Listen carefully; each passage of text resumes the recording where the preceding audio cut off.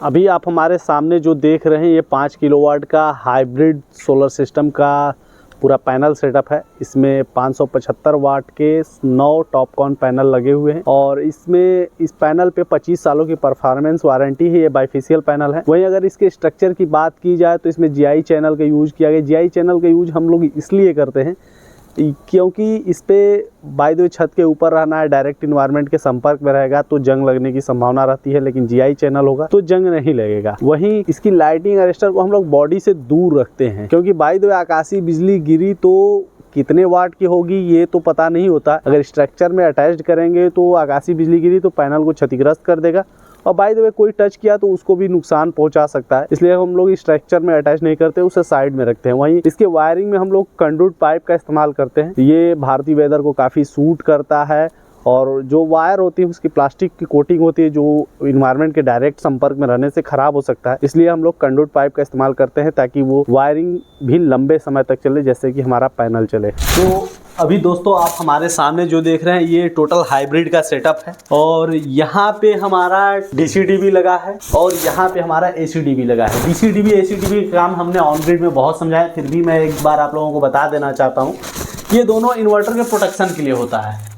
By the way आकाशीय बिजली गिरी तो एक्स्ट्रा बिजली आ जाएगी, जिसमें इसमें डीसी एसपीडी और डीसी एमसीबी लगा है, जिससे ये एमसीबी गिर जाएगी, एसपीडी अपने आप को ख़राब कर लेगा, लेकिन हमारा इन्वर्टर प्रोटेक्ट हो जाएगा। एसीडीबी जैसा कि आप लोगों को लाइट जलता हुआ दिख रहा है, ये ग्रिड से कनेक्टेड होता है। ग्रिड में अक्सर लाइट फ्लक्चुएट करके आती है, जिसके वजह से इसमें भी अगर इन्वर्टर के हानि पहुंचाने के लिए वोल्टेज अचानक से हाई वगैरह हो जाता है तो उस कंडीशन में इसमें भी डीसी एसपीडी और डीसी एमसीबी लगा है। डीसी एसपीडी अपने आप को ख़राब कर लेगा और एमसीबी गिर जाएगी और ये इन्वर्टर प्रोटेक्ट हो जाएगा। वहीं बीच में हमारा हाइब्रिड का इन्वर्टर है। इसका फंक्शन बहुत ही बेहतरीन है, इसलिए मैं इस चीज़ को अच्छे से डिफाइन करना चाहता हूँ। दरअसल हाइब्रिड इन्वर्टर ये ऑफ ग्रिड और ऑन ग्रिड का मिक्स होता है, या कहें उससे कहीं ज़्यादा बेहतर होता है। इसमें क्या है कि इसमें जो पैनल डीसी करंट बनाती है वो एसी में कन्वर्ट होता है, वो आपके घर के लिए जाता है। एक्स्ट्रा बिजली ग्रिड के लिए चली जाती है। अगर लाइट होती है तब, मान लीजिए ग्रिड में लाइट है तो ग्रिड को एक्स्ट्रा चली जाएगी। बाय द वे ग्रिड में लाइट नहीं है तो ये टोटल जनरेशन करके आपके घर के लिए ही सप्लाई देने वाला है और एक्स्ट्रा बिजली होगा वो बैटरी में चली जाएगी। इधर देखिए बैटरी है, ये लिथियम आयन बैटरी है।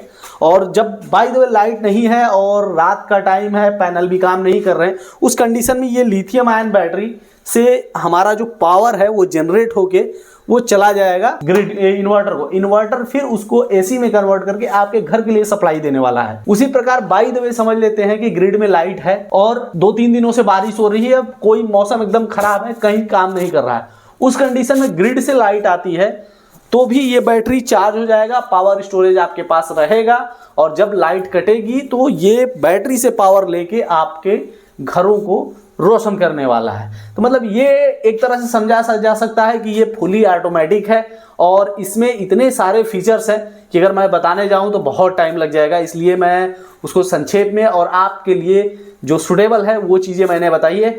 नमस्कार दोस्तों, आन्या ग्रीन एनर्जी के सोशल मीडिया प्लेटफॉर्म पे आप सभी का स्वागत है। मैं हूं सुनील सिंह। अभी हम लोग मौजूद हैं मुगल सराय के पास ही पड़ता है गोधना मोड़ जी, गोधना मोड़ के पास हैं और यहाँ पे हमारे साथ सर हैं और इनके यहाँ पे हमारा 5 किलोवाट का हाइब्रिड सोलर सिस्टम इंस्टॉल है और हम लोग हाइब्रिड सोलर सिस्टम के बारे में बताएंगे, लेकिन चाहते हैं सबसे पहले हम लोग सर का अनुभव जाने कि इन्होंने हाइब्रिड सिस्टम लगवाने का सोचा क्यों। और ये ना रूरल बोल सकते हैं ना ही शहरी बोल सकते हैं, थोड़ा सा मतलब शहर से थोड़ा दूर है, लेकिन यहाँ पे भी शहरी बिजली ही आती है। तो सर ने हाइब्रिड लगाने की क्यों सोची और इसका कारण क्या था, क्या इनका सब्सिडी आए कि नहीं है, सारी चीज़ें हम लोग डिटेल में बात करते हैं। तो चलिए शुरुआत करें। सबसे पहले तो आपका सर स्वागत है हमारे प्लेटफॉर्म पे। सर आप अपना पूरा परिचय बताएं हमारे दर्शकों को। देखिए, हमारा नाम राजन पांडे है जी। मैं वैसे पर्सनल तो गोरखपुर का रहने वाला हूँ, वैसे यहाँ पर मैं अपना घर बनवा लिया हूँ जी। हमारे पास 2 बच्चे हैं, एक लड़का मर्चेंट नेवी में कैप्टन है, एक लड़का एसडीओ है इरिगेशन में जी। और आप अपने प्रोफेशन के बारे में? हम जो है रेलवे में सीनियर सेक्शन इंजीनियर थे पीवे और 16 में अक्टूबर 16 में रिटायर हो गया जी। तब से मैं यहाँ रह रहा हूँ। चूँकि बिजली वगैरह यहाँ पर बहुत कटती है जी, इसलिए बिजली की समस्या ज़्यादा हो रहा था। अब बच्चे हैं तो बच्चों को बिजली के अति से बहुत परेशानी होती थी। जी। तो हम लोग इसीलिए जो है सोचे कि भाई अगर लगवा लेंगे, नहीं बिजली रहेगी तब भी हमारी बिजली अपना एक काम करेगी जी। तो इसीलिए हाइब्रिड का चुनाव हाइब्रिड का हम लोग चुनाव किए कि ज़्यादा रहेगा तो हमारा बिल भी कम आएगा जी। बहुत ज़्यादा बिल आता हो वैसे, अब वैसे बिल कम आएगी। यही सब सोच करके हम लोग इसको किए। रेलवे में है तो एक चीज़ और देखने को आपको मिलती होगी कि आजकल रेलवे प्लेटफॉर्म पे भी सोलर बहुत लग रहा है। हाँ एकदम लगा हुआ है। आप मुगल सराय है स्टेशन पर जाएं और उस पर देखिए छत पर पूरा एक तरफ से पूरा सब सोलर पैनल लगा हुआ है। पूरा शेड लगा हुआ है उसके पूरा ऊपर शेड पर बिछा दिया गया है। तो सरकार भी चाहती है सोलर को प्रमोट सरकार तो करना। बहुत चाहती है जी। सरकार जो है सेंट्रल गवर्नमेंट, खास करके सेंट्रल गवर्नमेंट तो बहुत ही इसके ऊपर ध्यान दे रही है। हमारे स्टेट गवर्नमेंट भी अच्छा। हाँ स्टेट गवर्नमेंट में अब हमारे बाबा जी का आ जाने के बाद तो क्या पूछना, बहुत ही मतलब हमारा प्रदेश कितना उन्नत कर रहा है। अच्छा, स्पेशली अब हम लोग ऑन ग्रिड के बारे में मतलब बात करते हैं, हाइब्रिड के बारे में। आपको ये कैसे पता चला कि मतलब यहाँ पे हाइब्रिड स्कीम भी आ गई है और हाइब्रिड पे भी सब्सिडी है? एक्चुअल में हमारे एक समधी जी हैं जी, ये सारनाथ में अपना घर बनवाए हुए हैं। जी जी। अटल नगर कॉलोनी में, तो उनके यहाँ वो पहले से लगवाए हुए हैं। जी जी।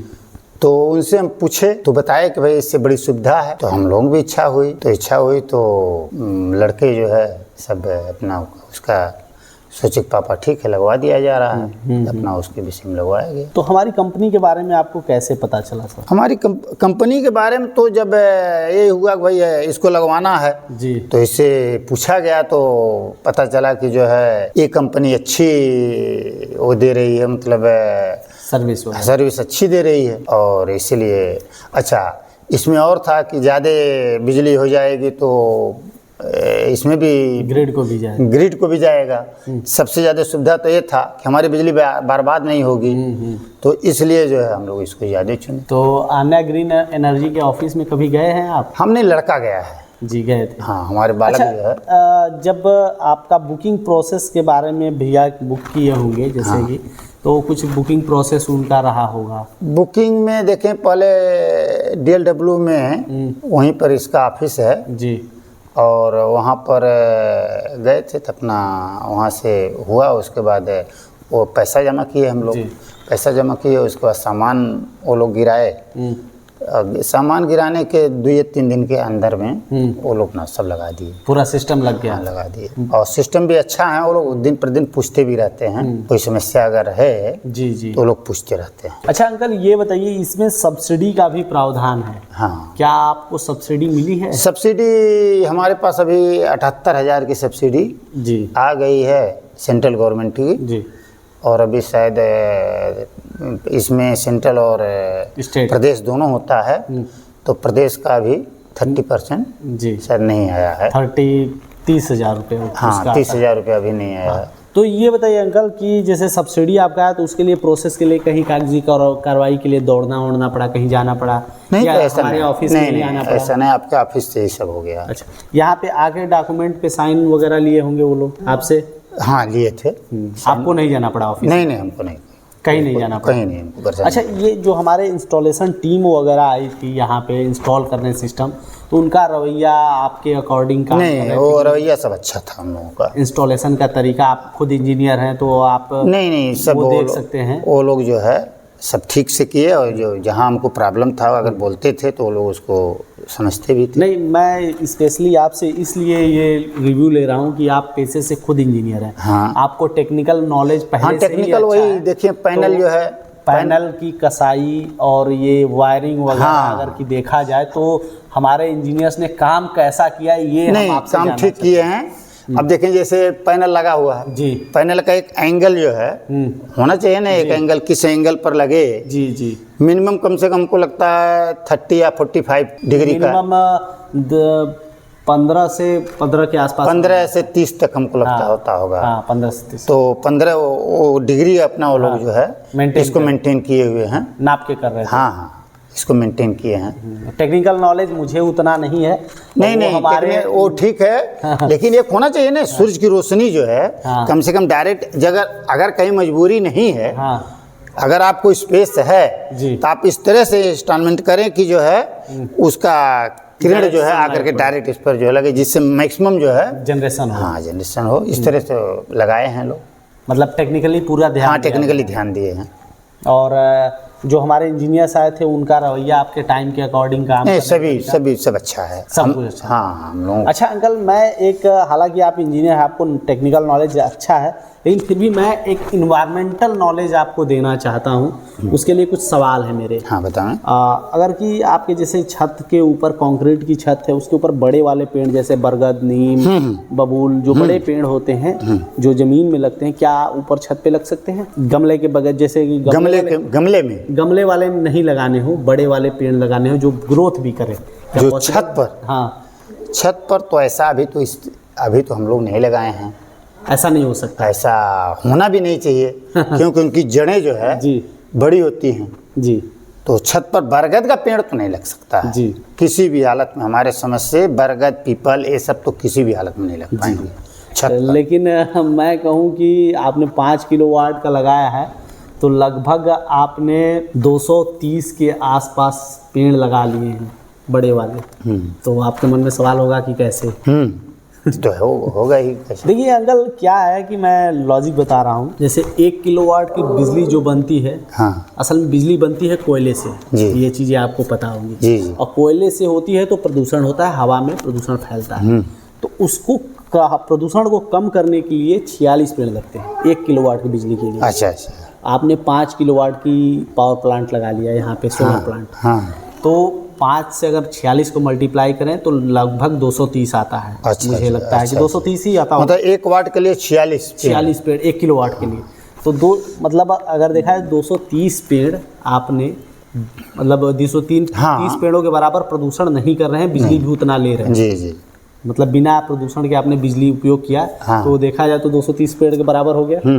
मतलब उतना प्रदूषण आपने बचाया और भविष्य के लिए अच्छी स्वस्थ, नहीं अच्छी चीज़ तो है ही जी, इसमें कोई दो राय नहीं है, अच्छी चीज़ है। तो लास्ट में मैं चाहूँगा कि आप अपने हमारे दर्शकों को कुछ संदेश देना चाहें तो सर दें। संदेश तो यही है कि सोलर सिस्टम बहुत ही अच्छा है, इसको यूज करना चाहिए। प्रदूषण कम होगा, उसके बाद बिजली की हमारी जो समस्या रहती है वो कम हो जाएंगे, यही सब है जी। तो आप सर थे और सर का अनुभव आप लोगों को मिला होगा, साथ ही साथ आपने हाइब्रिड सोलर सिस्टम को देखा पूरा कि कैसा था, जैसे उसका पैनल का सेटअप और इन्वर्टर का सेटअप।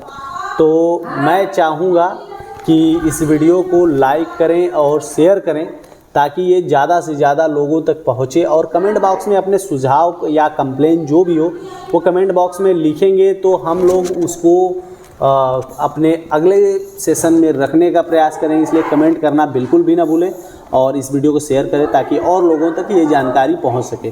धन्यवाद। गर्मी में बिजली के बढ़ते बिल ने आपको भी कर दिया है परेशान?